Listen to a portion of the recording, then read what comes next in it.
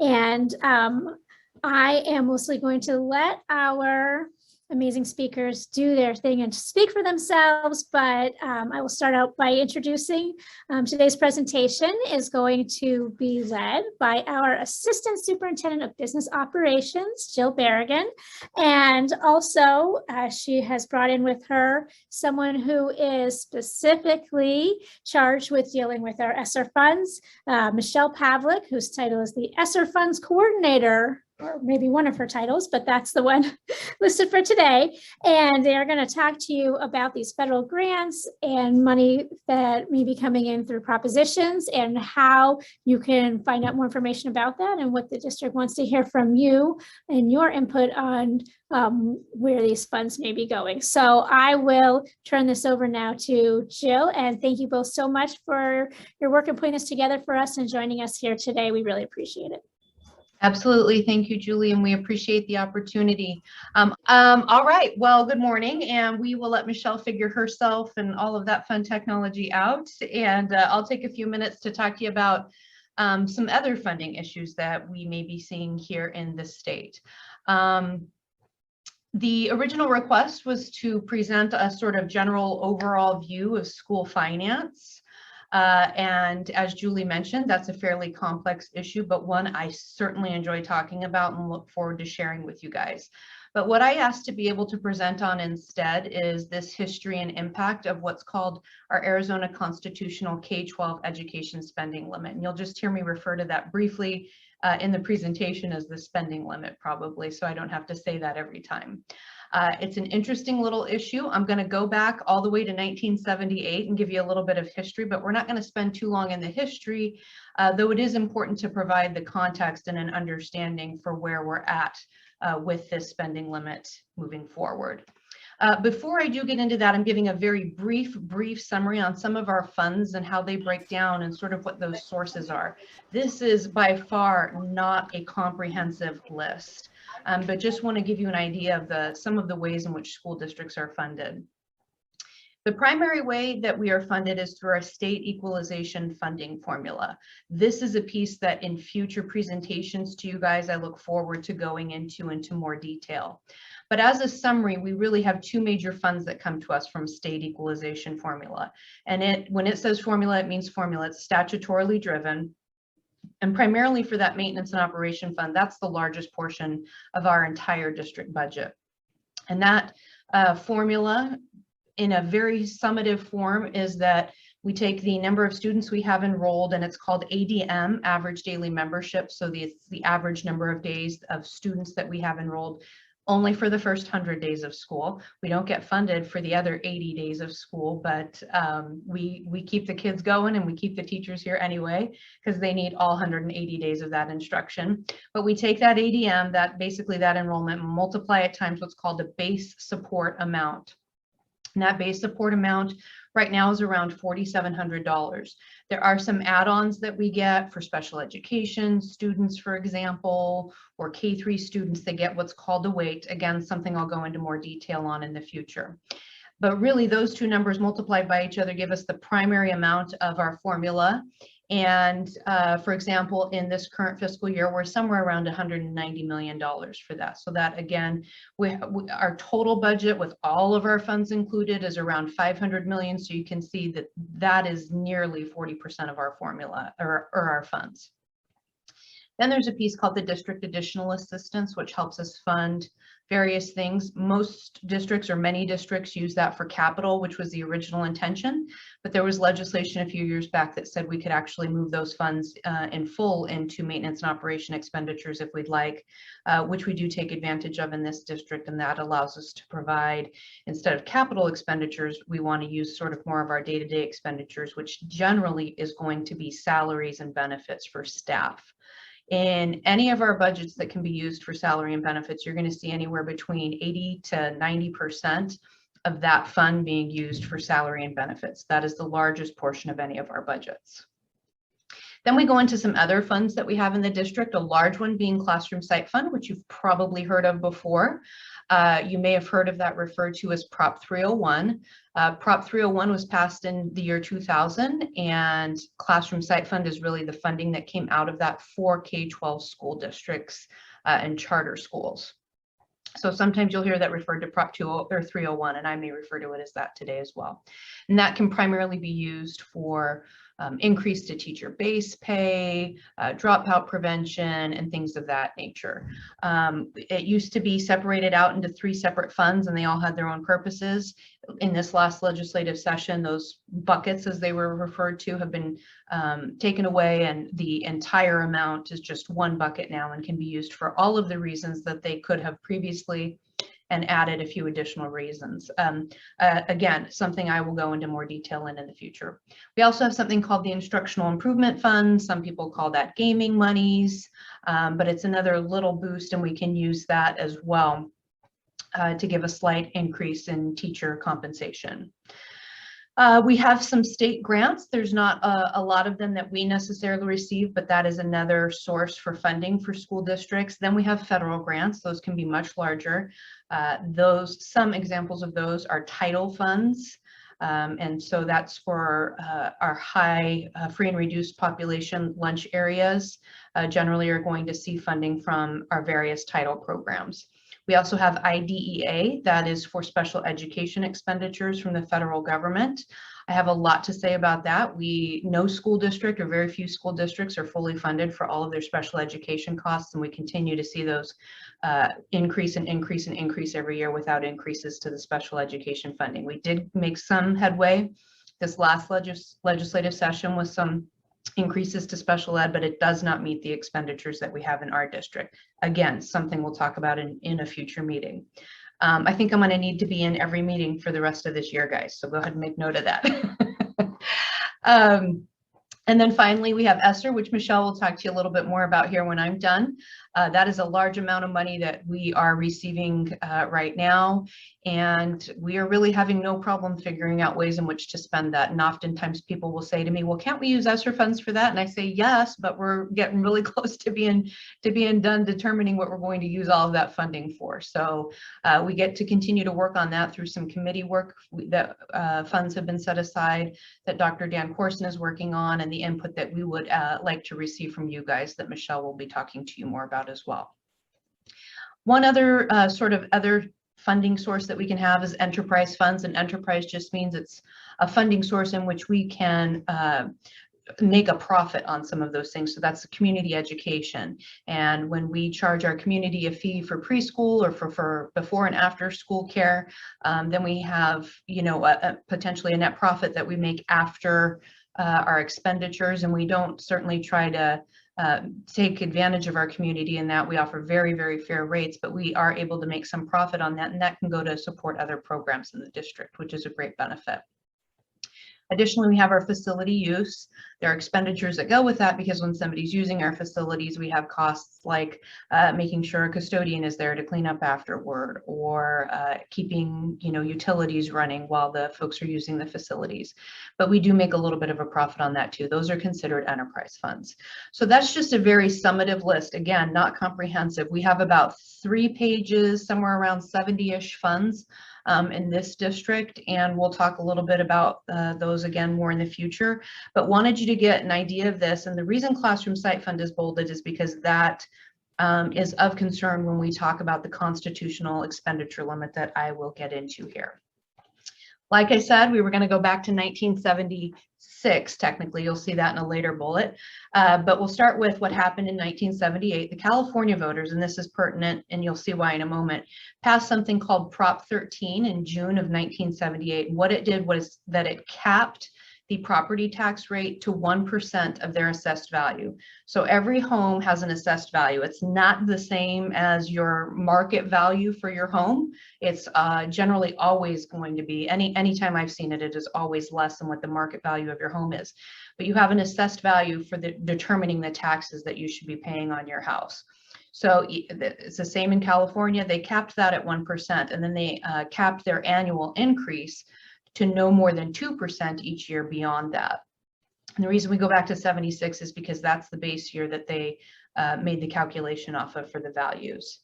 This caused a property tax revenue reduction to local governments. School districts are a local government, so they were certainly impacted by $528 billion. And that was way back in 1978. And even for a state like California, that was a significant reduction for local governments in their budgets. Prop 13 did have a provision in it that allowed for a 2/3 voter approval, which is considered a supermajority if they want to have a local special tax, such as a bond. So they have to pass bond elections with a 2/3 vote. I can't think of a district in recent years that has passed. There may be some that are real close to having a supermajority, but most bond elections pass somewhere in the 50 to 60% range. So they have gotten better in most recent years. So being a neighbor to California, we heard about their Prop 13 and thought this might be a good idea for us. And a group called the Citizens for Tax Relief in November of 1978 began to circulate a petition to put on the ballot a constitutional amendment that would be like Arizona's version of Prop 13 on the November 1980 ballot. The governor at the time, Bruce Babbitt, had some concerns about that. And so he called the legislature into a special session to see if they could come up with maybe what might be sort of a compromise, recognizing that we don't want to overtax our taxpayers, but also that we do need a certain amount of taxes to make sure that our state is running appropriately. So trying to sort of find a compromise there. So that was the point of the legislative session, to find an alternative to Arizona's Prop 13. And just a side note that I wanted to add in here, our school funding formula that we currently have today, the basis of which I started talking to you about when I was talking to you about the ADM, the average daily membership, and the base support amount, was created during this special session. So it's 41 years old now. It's an older funding formula. Lots of people say, well, if it's that old, we must need to redo it. I would tend to argue that we don't need to redo it. We just need to fund it fully, and we would actually be in pretty good shape as school districts.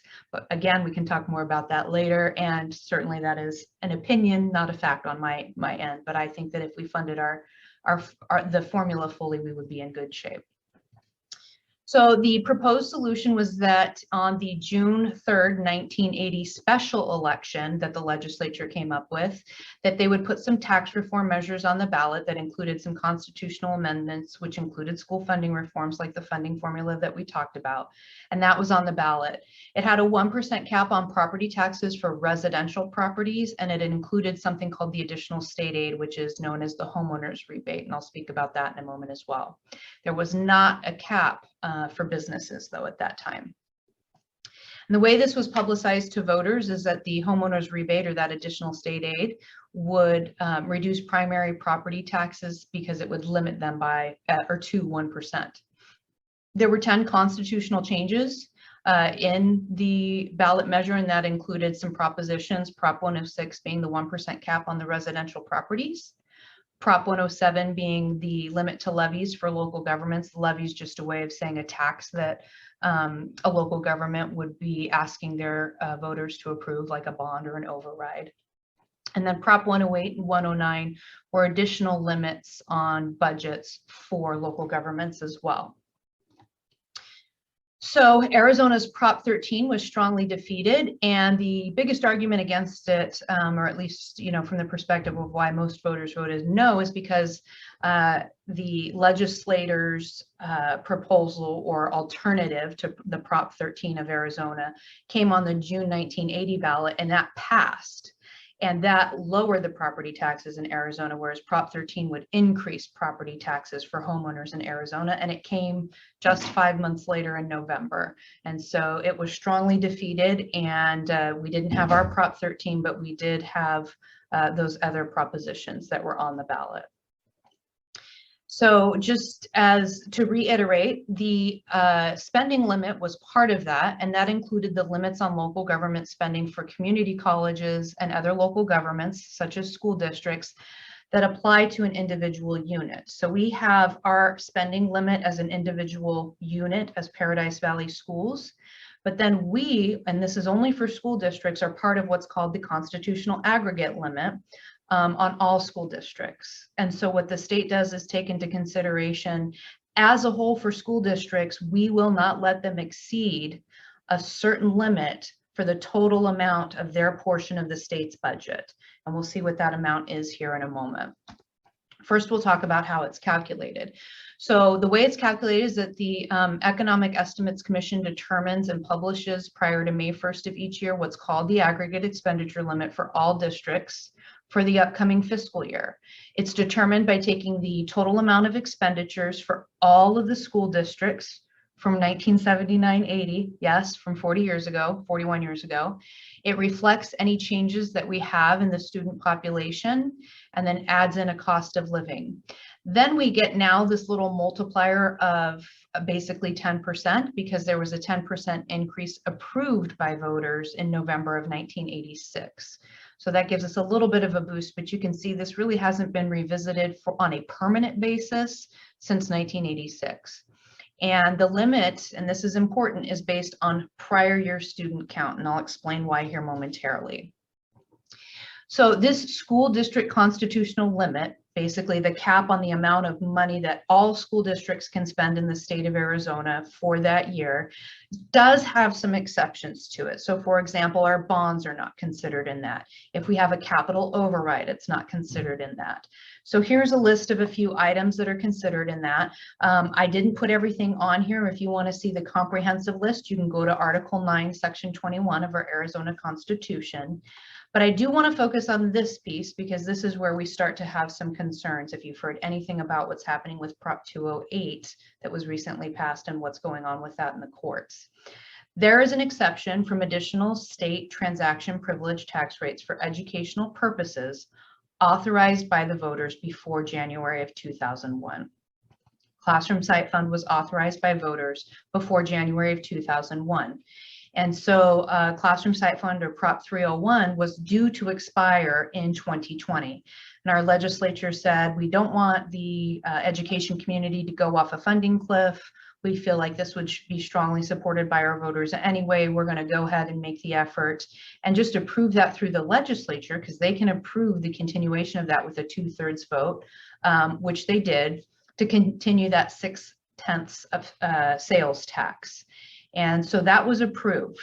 They believed, and this is where the concern, the disagreement comes in, that when they reauthorized Prop 301, they specified that it would continue to be exempt from the expenditure limit. So just like we saw up here, that anything passed by the voters before January 2001 would be exempt.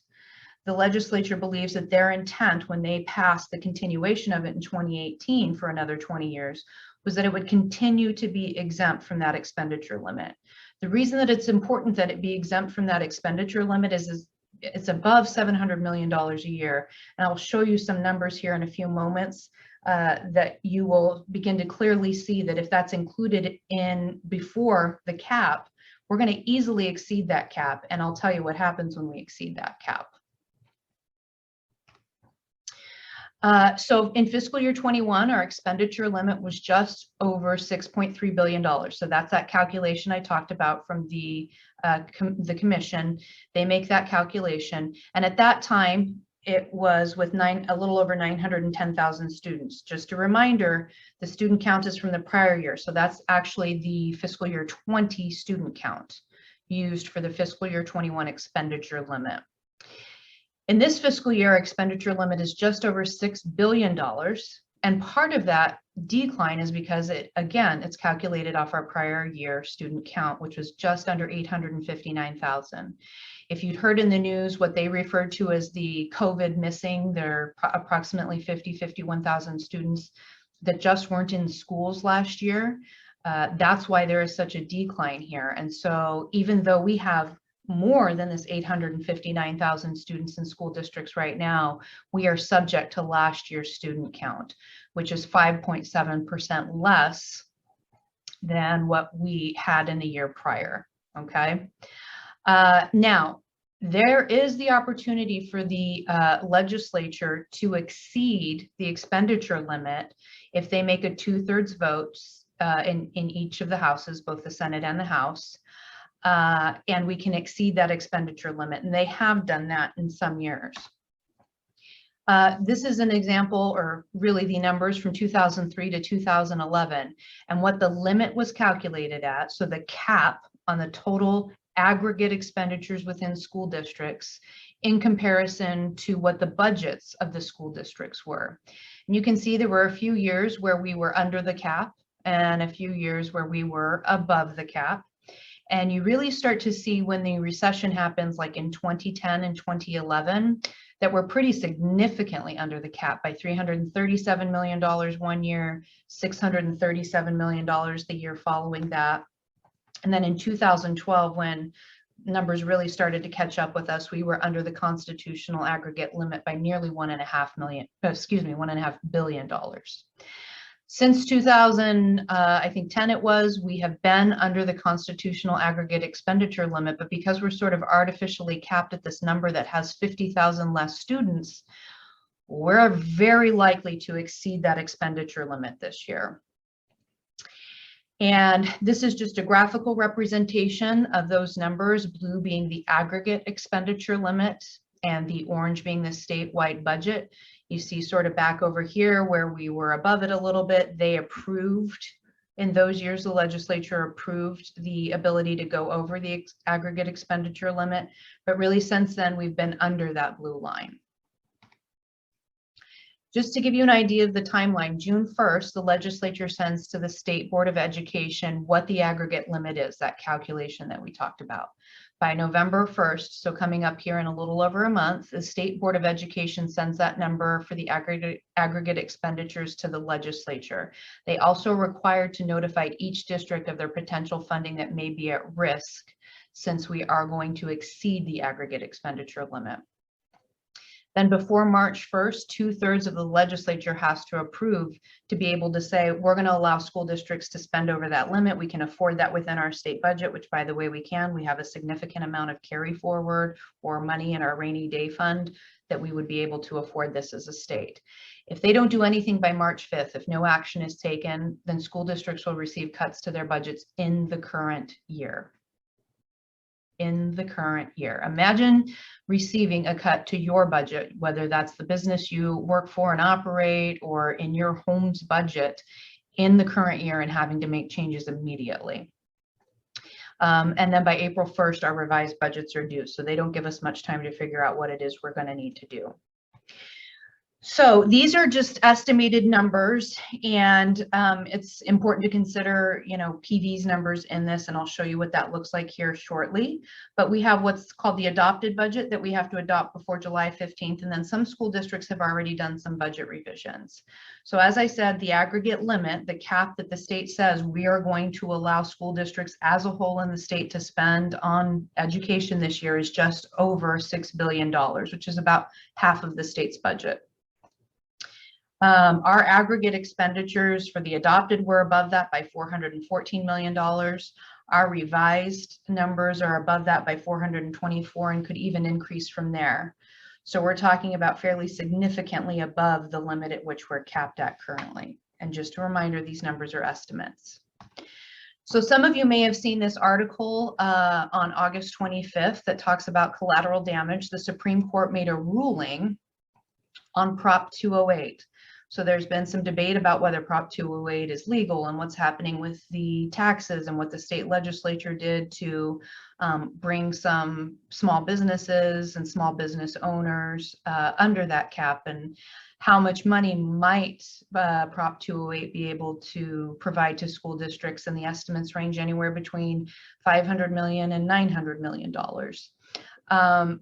The point here is that Prop 208, the Supreme Court of Arizona sent that back down to the lower court, and the lower court had already determined that Prop 208 would be considered in the aggregate expenditure limit. And that was a problem in and of itself for Prop 208, because you can see we are so close and now exceeding the aggregate expenditure limit. That would mean effectively that we're not going to receive any money from Prop 208. On top of that, the courts are concerned, and many of us believe that because Prop 301 was sort of reauthorized through the legislature, as much as we know what their intent was in terms of it not being considered under the aggregate expenditure limit, that it may be as well considered. It is very much like Prop 208. And so our concern now is not only that our Prop 208 funding is at jeopardy, but also our classroom site fund, which totals about $760 million in this state, as well as our state projects or state grants of about $136 million. So because those numbers, those classroom site fund and state projects are very similar to what happened with Prop 208, and the courts have moved that back down to the lower court and said Prop 208 should be considered under the aggregate expenditure limit and could put us over, that these are now also up for concern. And so nobody has an answer to this yet. In the education community, we are talking about it very frequently and trying to determine if there is something different about classroom site fund and state projects that we could point to say it's not like 208, so that even if we're not able to receive funding from Prop 208, we at least wouldn't be cut our classroom site fund and state project grants. So the bad news here is that's potentially an 18% reduction for PVSchools in our M&O, our state grants, and our classroom site fund. Again, these are rough and early estimates, but my rough and early estimate has that potential funding reduction of $43 million. That is very significant. We do have some safety nets in some areas. We can't always effectuate those because they may have restrictions on how the funds can be spent and things of that nature. $43 million, even for us, even for a district the size of PV, is very difficult to just come across within the year. So again, we will continue to look for solutions so that at least classroom site fund and state grants don't have to be considered into this. You know, it's a tough situation that we're in right now, but one that's going to be talked about more and more, which is why I wanted to share that with all of you here today. What I have heard about the UPC group is that you are great advocates for PVSchools and for our students. And there may come a time where I might have to call on some of you to, you know, help me in the conversations with our policymakers to understand the impacts that this might have to our students in PVSchools. And so that's why I felt it very important to share this specific issue with you today. This is going to be the biggest issue I think that we face in education this year when it comes to legislation. We are going to have a lot to work on. I can tell you that those in the legislature are fairly upset with Prop 208 passing anyway. I think they, you know, I'm concerned about what they will try to get away with this coming year. And I don't think that there's a particular affinity for school districts right now. So we may see this, we may see worse.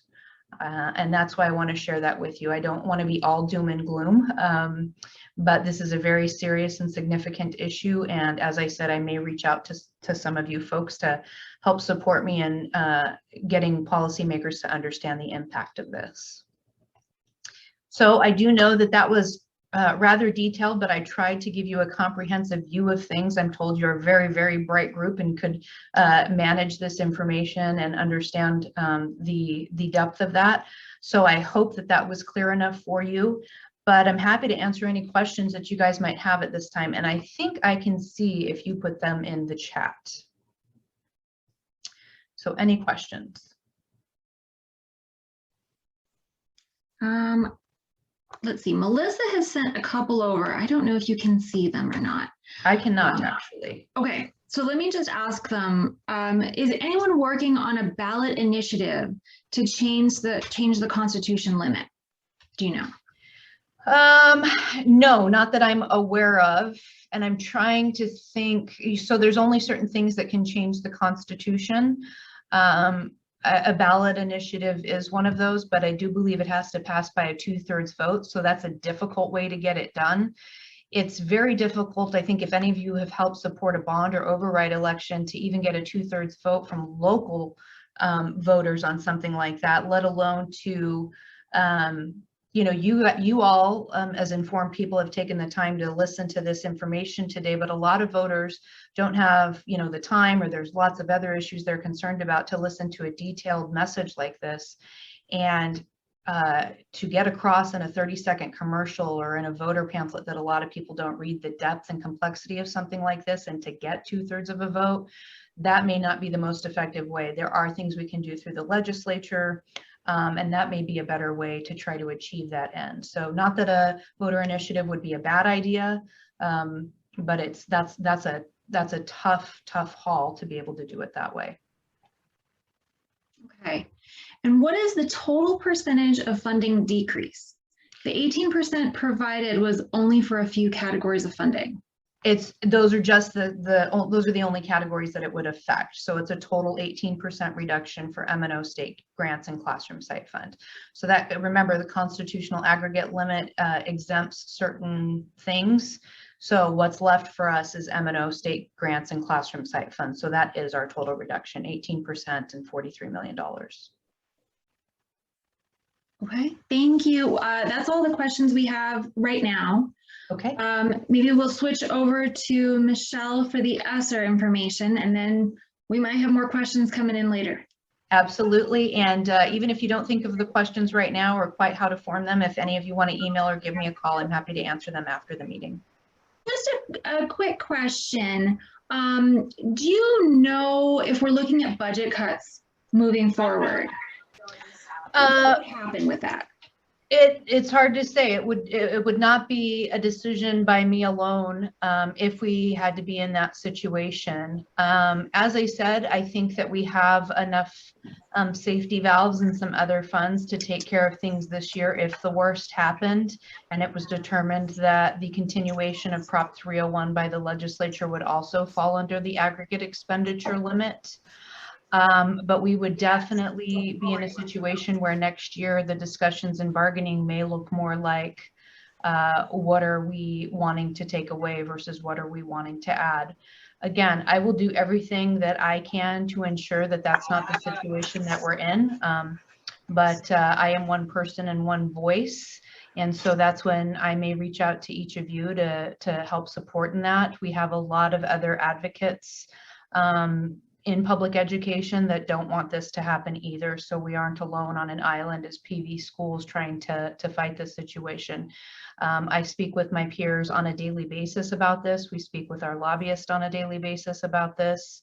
So we're going to do everything we can to not make this a reality, but we can't.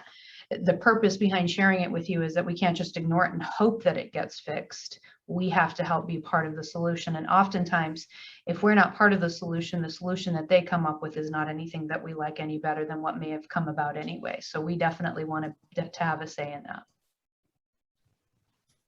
Absolutely, and such valuable information. School funding is so complicated that it's very difficult sometimes to understand exactly, when we're looking at ballot initiatives and things like that, exactly the impact it's going to have on the kids in the classroom. So I appreciate the explanation and all of the information in the slides. And, Michelle, thank you so much for joining us today as well. Very valuable information. Thank you. Thank you for having me. Julie, do you have anything in closing? No, I just want to join you and reiterate what you said. Thank you so much to Jill and Michelle. That was so amazing. So much great information. And I think I also will go back and watch that in a few days when it's up on their YouTube channel. The email addresses are there for you. Of course, you can always email me also, and I will forward on your questions. If you have questions, programming@pvupc.org. I also just thought I'd throw out there that if you're looking for this ESSER information on the district website, I had found it originally by going to the heading district committees, and it was there. And that took me to the funding page. I don't know if there was another way to get there. So if you're looking for it, look under district committees and you will find it. And hopefully you will get the answers you're looking for.